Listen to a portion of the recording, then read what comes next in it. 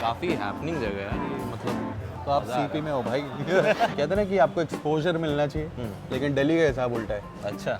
दिखना पड़ेगा कि आप परफॉर्म करते हो, आपको भी पता चल जाता है कि लाइव में परफॉर्म करते वक्त मुझे और क्या क्या चीज़ें इंप्रूव करनी है। नानक नाम जपत सुख पावा, जपत सुख पावा, कर कृपा तेरे गुण गावा, कर कृपा तेरे गुण गावा।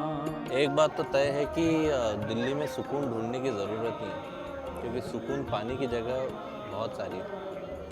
Welcome to another vlog of Geet की वाणी, ट्रैवल पार्टनर ट्रिप्सिको। और जब तक मैं थोड़ा और सुकून ले लूँ तब तक आप इंट्रो देखिए।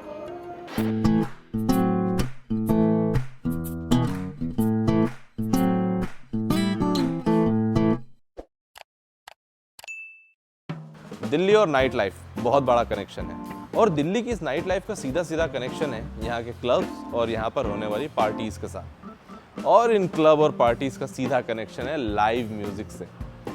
तो आज मैं ऐसे ही दो आर्टिस्टों से मिलने जा रहा हूँ जिन लोगों ने अपना करियर इन्हीं क्लब और पार्टीज़ के साथ स्टार्ट किया और आज वो एक यूट्यूब स्टार है। बाय द वे ये व्लॉग उन लोगों को बहुत हेल्प करेगा जो लोग दिल्ली में अपना करियर म्यूज़िक में स्टार्ट करना चाहते हैं। A few moments later. रैनित मेरे भाई। आपका स्वागत है दिल्ली में। तो ये है रैनित और नुपुर। शीज नुपुर। और मुझे ये समझ में नहीं आया तूने यहीं क्यों बुलाया मुझे। देखिए अभी आप कहाँ पर हो? सीपी। ये है क्या? ये कैपिटल ऑफ इंडिया। दिल्ली। अच्छा दिल्ली। हाँ, अब दिल्ली की जो कैपिटल मैं कहूँगा, जो कमर्शियल या फिर मैं कहूँगा कि म्यूजिशियंस के पॉइंट ऑफ व्यू से, वो कनॉट प्लेस। तो भाई स्ट्रेट टू द पॉइंट, अगर दिल्ली में किसी को करियर स्टार्ट करना है म्यूज़िक में तो कैसे शुरू करें? जैसा कि आपको पता है कि आपको अगर इस पर्टिकुलर फील्ड में ग्रो करना है तो आपको पहले कहते हैं ना कि आपको एक्सपोजर मिलना चाहिए, लेकिन दिल्ली का हिसाब उल्टा है। अच्छा।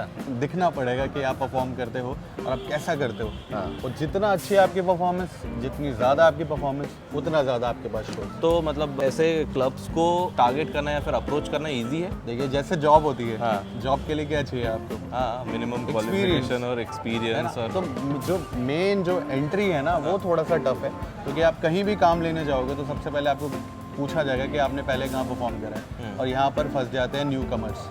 जैसे कि जो फ्रेशर्स जॉब लेने जाते हैं, सेम वे जब म्यूजिशियंस काम के लिए निकलते हैं तो उनके लिए सबसे बड़ा जो सवाल है वो ये कि इससे पहले आपने कहाँ परफॉर्म किया। सिंगर्स को पहले थोड़ा सा अपना एक्सपीरियंस बताना पड़ता है, उसके बाद फिर सब होता है। तेरा करियर भी तूने ऐसे स्टार्ट किया? यही तरीका है और कोई वे आउट नहीं है। हाँ। पहले आपको परफॉर्म करना ही पड़ता है कहीं जाके। हाँ। तो मुझे याद है कि मैं तो कॉलेज में जाता था हरियाणा। अच्छा। तो जो मेरे पास शाम का वक्त होता था, तो मैं जैसे अभी हैंग आउट करने निकले हैं, हाँ। वैसे ही कुछ फ्रेंड्स होते थे, म्यूजिशियंस होते थे। हाँ। उनके साथ हम लोग हैंग आउट करते करते साथ ही साथ we used to make sure कि जो भी अच्छी प्रॉपर्टीज़ हैं जहाँ पर लाइव शोज होते हैं, तो उन जगहों पर जाके हम एटलीस्ट अपना कार्ड या फिर अपना कॉन्टैक्ट नंबर छोड़ के आते थे कि अगर ऐसा कुछ चाहिए म्यूजिकल नाइट होता है and if you need any band तो वी कैन डू दो शोज। तो वहाँ से शुरू हुआ, एक आध कॉल्स आई, एंड देन वो जो चैलेंज होता है ना कि फर्स्ट टाइम आपको काम क्यों दे कोई, तो वो वाली चीज़ चैलेंज थी। तो बराबर। कोई भी बंदा अगर इस सिचुएशन में फंसता है तो वो एक चीज़ कर सकता है कि वो अपना फर्स्ट गिग जो है वो फ्री ऑफ कॉस्ट कर ले। ये सबसे इजी तरीका है। शोरील बन जाती है एक थोड़ी शोरील सी, बन और जाती फिर है, and आपके पास कुछ होता है कि हाँ मैंने ऐसा परफॉर्म Correct। किया था लास्ट। आपको थोड़ा एक्सपोजर मिल जाता है, आपको भी पता चल जाता है कि लाइव में परफॉर्म करते वक्त मुझे और क्या क्या चीज़ें इंप्रूव करनी है। When you are doing a commercial gig तो ये बहुत ज़रूरी है कि आपको कोई पैसे अगर दे रहा है तो आप उसको वापस में वो वैल्यू दो अपनी परफॉर्मेंस के थ्रू। तो ये चीज़ें बहुत बड़ा लेसन है कि आप वैल्यू फॉर मनी अपने लिए अगर जनरेट नहीं करोगे ना तो धंधा चलने वाला नहीं है आपका। बिजनेस है ये भी। काफ़ी हैपनिंग जगह है यार ये, मतलब तो आप सीपी में हो भाई। इसीलिए आपको यहाँ बुलाया है, क्योंकि यहाँ पर लोग तो आते ही हैं, साथ ही साथ आपको ऐसे म्यूजिशियंस मिलेंगे जो अपनी स्टार्टिंग फेज में है, जो लोग अभी नाम कमाना चाह रहे हैं। तो वो लोग ये स्ट्रीट वाली जो जितनी भी एक्टिविटीज़ होती हैं, बस्किंग स्पेशली, जिसमें एक आर्टिस्ट होता है, वो स्ट्रीट में परफॉर्म करता है, लोग उसे देखते हैं, भीड़ लग जाती है चारों तरफ। हाँ, And- तो फॉरेन में देखा है आज तक हाँ, मैंने, मतलब मुंबई में तो नहीं देखा मैंने स्पेशली। हाँ, तो ये दिल्ली में जब से लॉकडाउन हुआ है, हाँ। लॉकडाउन के बाद सोर्सेज बंद हो गए शोज के, तो लोगों ने ये फ्री स्टाइल वाला जो गिग होता है ना, खुद ही गिग बना देना। अगर आपको शोज नहीं मिल रहे हैं तो सबसे बेस्ट तरीका क्या है, खुद ही शो कर दो। वाह वाह। तो इस खुद ही शोकेस करते हैं यहाँ पर, और आपको अभी हम आगे जाएंगे तो शायद मिल भी मिलेगा। जाएंगे, because there is a spot यहाँ पर। When it comes to band, Delhi का एक बहुत स्ट्रॉन्ग कल्चर रहा है, बहुत सारे बैंड निकले हुए हैं। तो since you had a band, तो कैसे हुआ है सब, मतलब क्या सोचा था कि शुरू से बैंड बनाना है या फिर? एक्चुअली पहले मैं अपने कॉलेज में परफॉर्म करती थी। आई वॉज इन उत्तराखंड, फिर मैं 2013 में दिल्ली आई। तो यहाँ जब मैं आई तो फिर कॉलेज फेस्ट में मैं परफॉर्म करती थी, तो वहीं से एक बैंड ने मुझे अप्रोच किया कमर्शियल गिग्स के लिए।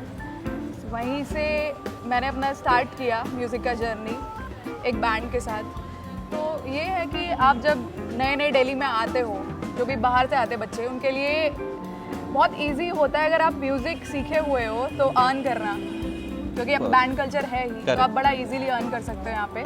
मुझे ऐसा भी लगता है कि क्योंकि म्यूज़िक हमेशा से, मैंने लास्ट व्लॉग में यही कवर किया कि म्यूज़िक दिल्ली की जितनी भी रियासतें हुई है, दिल्ली में जितनी भी सल्तनत हुई हैं, उसमें बहुत एक स्ट्रॉन्ग पोजीशन रखता था।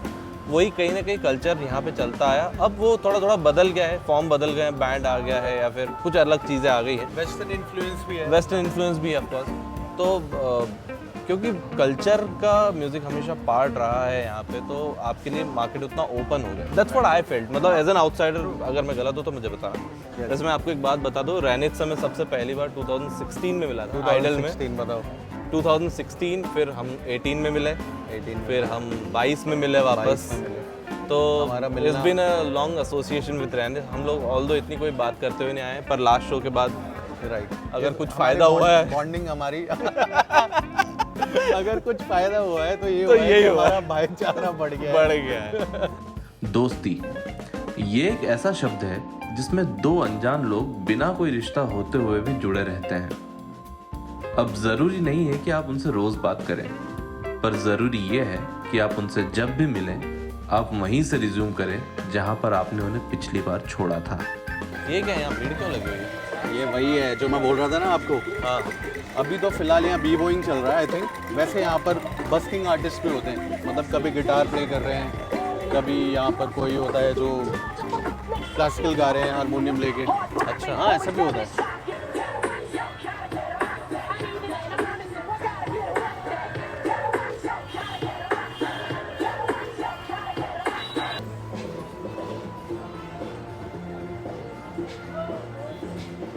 तो ये सारी बातें तो हो गई, पर जो मैंने महसूस किया है पिछले 2 साल में रैनित एज अ सिंगर देख रहा था मैं, और पता चला रैनित एज अ यूट्यूब स्टार। और बहुत अच्छा, I am very happy with your growth actually. तो ये सब हुआ कैसे, मतलब ये क्या थॉट आया कि ऐसा करना चाहिए, या फिर क्या जर्नी कैसी रही यूट्यूब की? यार भाई, आपको याद होगा 2020 के बाद से तो मतलब कोविड लग 19 गया है, 20, तो काफ़ी जो मेरे फ्रेंड्स वगैरह भी थे म्यूज़िक में थे, जिनका घर पूरा म्यूज़िक पे ही डिपेंडेंट था, उन सब लोगों की लाइफ में ये बहुत बड़ा एक नेगेटिव इम्पैक्ट पड़ा कि शोज़ बंद हो गए। शोज़ बंद हो गए तो उनकी जो अर्निंग सोर्स है वो बंद हो गया। अब जिन लोगों का टोटल जो घर का खर्चा है वो उसी पे डिपेंडेंट था, तो वो लोगों के साथ प्रॉब्लम भी आई कि वो सब फ्रस्ट्रेटेड थे। तो वहाँ पर मेरे को ये थॉट आया कि क्यों ना अब ये शायद ये सही टाइम रहेगा कि मैं अब लोगों को सिखाऊं और बताऊं कि आप, और काफ़ी लोग ऐसे थे ना जिनको लगता था कि वो गा नहीं सकते, या फिर कभी फॉर्मल कोई ट्रेनिंग नहीं ली है तो शायद मैं कर नहीं सकता। तो उन लोगों के लिए स्पेशली मैंने सोचा कि let's try out and let's make some videos. तो मैंने ऐसे ही मज़े में कुछ ट्यूटोरियल्स पोस्ट कर दिए, और स्पेशली सॉन्ग्स के ट्यूटोरियल पोस्ट करे, जो कि काफ़ी लोगों को पसंद आया और बहुत लोगों को इसका फ़ायदा भी हुआ। तो वहाँ से ये स्टार्ट हुआ कि जो आप बोल रहे हो ना कि मैं देखता रहा एज अ सिंगर, और नाउ इज नहीं, सिंगर भी ऐसी बात नहीं है। सिंगर भी है भाई, इसको ज़रूर रखना वीडियो में। सबको ही लगता है हिंदुस्तानी क्लासिकल सीखेंगे तो सारा म्यूज़िक फॉर्म आ जाएगा, लेकिन ऐसा नहीं है। ऐसा नहीं है। अगर आपको डिफरेंट जॉनराज गाने हैं, परफॉर्म करने हैं, तो आपको उनके बारे में नॉलेज होनी चाहिए। और साथ ही साथ आपको कोई ऐसा बंदा अगर बताए जो खुद परफॉर्म करता है और सारे जॉनर्स को समझता है, तो वो आपको ज़्यादा बेटर हेल्प कर पाएगा। तो लोगों को समझ आती थी बातें, तो वहाँ से ये स्टार्ट हुआ and I started posting videos regularly. फिर धीरे धीरे चैनल जो है वो एकदम से हिट हुआ एंड लोगों ने देखना शुरू किया। तो अभी मेरे चैनल का जो नाम है, जो मेरे अकेडमी का भी नाम है, वो है सिंग अलोंग अकेडमी। और काफ़ी लोग इसे सिंग अलोन भी बोलते हैं, लेकिन सिंग अलोंग, तो सिंग अलोन मत करें, सिंग अलोंग करें, Along सबके करें। साथ गाएं। वाह, तो- अच्छा टैगलाइन है। सोचा नहीं था, रैंडम है। यहाँ से ये सब शुरू हुआ। अगर आपको रियलिटी शो से रिलेटेड बातें जाननी है एंड जिन्होंने एक्चुअल में वहाँ रह के चीज़ें ऑर्गेनाइज करी हैं, तो वो आपको ज़्यादा बेटर बता पाएंगे। तो मेरे भी जो सब्सक्राइबर्स हैं, जो रॉक स्टार्स हैं, जो मैं कहता हूँ उनको, तो अगर वो लोग ये वीडियो देखेंगे तो मैं उनको ये बोलूँगा कि आगे शायद हम लोग पॉडकास्ट भी करेंगे जिसमें हम ये सारी बातें थोड़ा डिटेल में करें। डिटेल में करेंगे, क्योंकि ये व्लॉग जो है ये इनका है और ये इसमें कुछ पर्टिकुलर चीज़ें दिल्ली के बारे में बता रहे हैं। और जो मेरे सब्सक्राइबर्स हैं वो ज़रूर इनकी वीडियोस देखें। और मैं कहूँगा कि आपको अगर रियलिटी शोज़ में जाना है तो आपको जानना पड़ेगा कि रियलिटी शोज़ में और क्या क्या चीज़ें हैं और क्या क्या चीज़ें आपको पता होनी चाहिए। अपार्ट फ्रॉम सिंगिंग या डांसिंग, आप जो भी जिस शो में इंटरेस्टेड हो, तो वो आपको वैसी इन्फॉर्मेशन इस चैनल पे मिलेंगी। ये भी एक सर्विस है। आपने अगर म्यूज़िक से आपको फ़ायदा हो रहा है मेरा तो आप एक्चुअल में सी वो लाइफ की फिलोसॉफी वाली बात है। मेरी philosophy giving back to the nature वाली है। अगर मुझे कुछ अगर पता है और वो लोगों को पता लगने से जैसे तुम भी कर रहे हो कि अगर वो पता लगने से किसी का फायदा हो रहा है तो definitely we should share. All the best for your thank you so much. मैं तो ये कहूँगा, न्यू वेंचर ही है भाई। क्योंकि अभी तक ये ऑफ कैमरा काम कर रहे थे, अभी ऑन कैमरा आ गए।